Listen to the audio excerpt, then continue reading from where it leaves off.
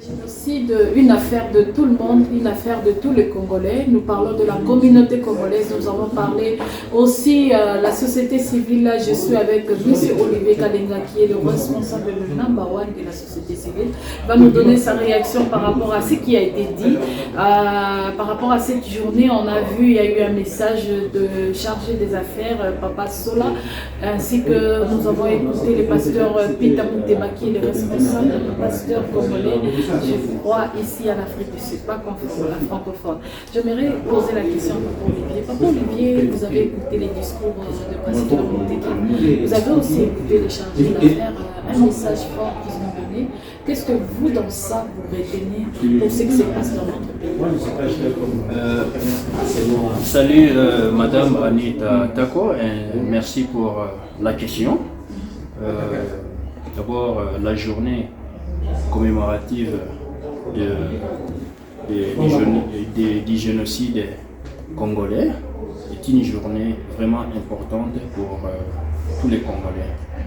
Oui, cette guerre qui a commencé depuis 1997 et qui continue présentement nous a causé beaucoup de problèmes sur les plans non seulement spirituel, social, mais aussi financier. D'où les gouvernements congolais avaient retenu la date du début à cause du bombardement qui a eu à Goma afin de commencer à commémorer ces génocides-là. Maintenant, au lieu de parler du génocide, nous avions vu que ces génocides est causé par une guerre économique, d'où le nom de Génocide. Raison pour laquelle aujourd'hui nous sommes en train de commémorer les Génocide. Alors, Olivier, je m'excuse, lorsque vous parlez des Génocide, il faut bien expliquer par rapport à ça. Oui, les Génocide, c'est un acronyme de génocide économique congolais. Donc c'est ça que je constate en détail. Lorsque ce génocide congolais a commencé, le Rwanda a été ou est utilisé par la communauté internationale afin de piller des matières premières dont la communauté internationale a besoin pour résoudre un problème.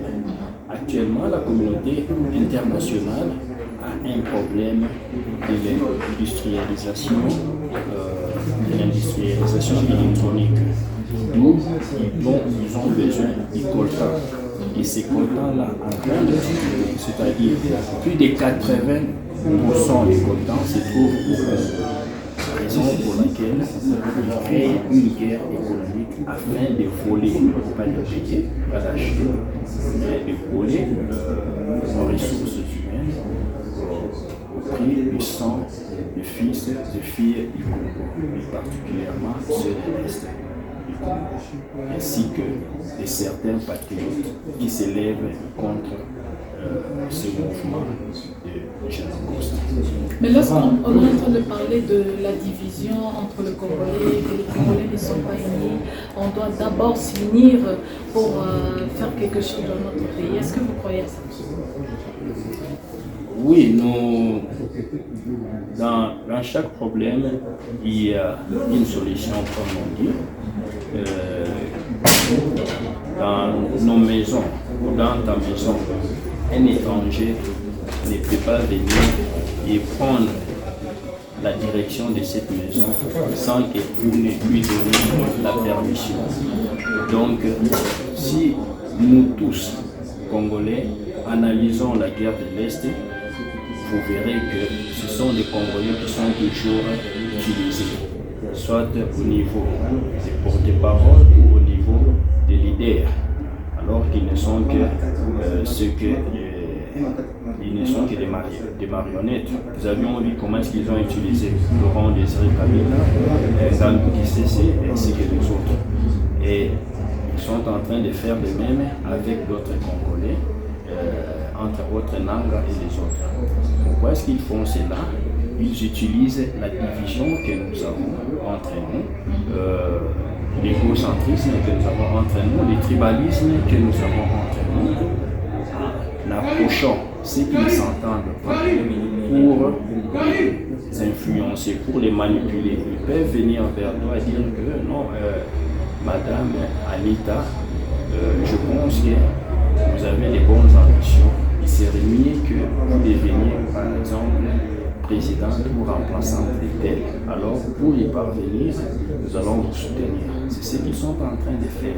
La politique de dire aux Congolais, ôte-toi que je me place. C'est cette politique-là qui amène la guerre. Aussi longtemps que nous, Congolais, nous ne serons pas conscients de cela, nous continuerons de guerre en guerre. Mais si nous nous unissons, nous résolvions nos problèmes, parce que nous avons aussi nos problèmes internes. Dans chaque famille, il y a des problèmes. Si nous résolvions nos problèmes internes et que nous trouvions la solution, à partir de là, nous aurons cette unité-là, une vraie unité, pas une unité de façade, une vraie unité, une unité sincère.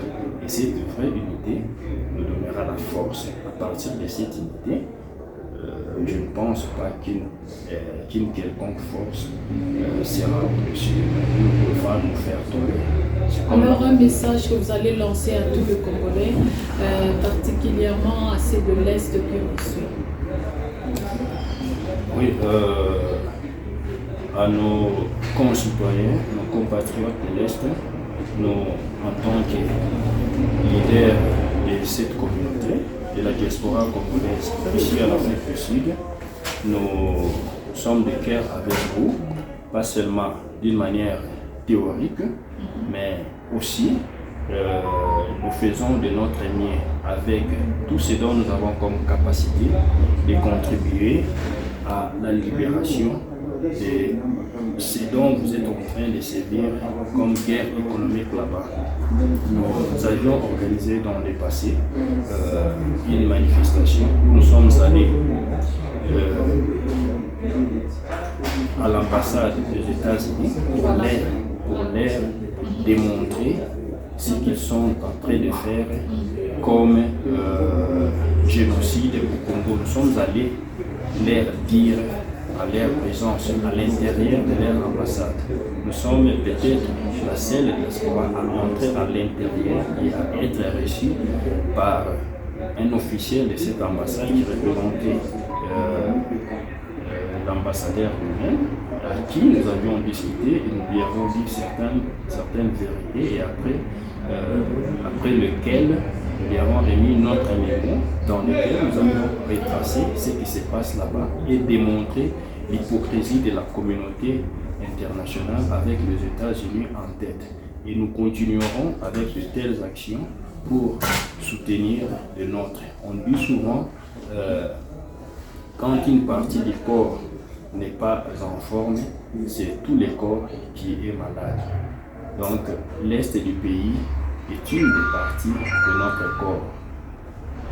Donc aussi longtemps que l'Est souffre, nous aussi nous souffrons. D'où nous avons besoin vraiment de guérir les problèmes de l'Est afin que nous soyons aussi en bon état. Merci beaucoup. Merci beaucoup, Papa Olivier. Un message très bien. Merci surtout pour les gens de l'Est. Merci et continuez avec nous.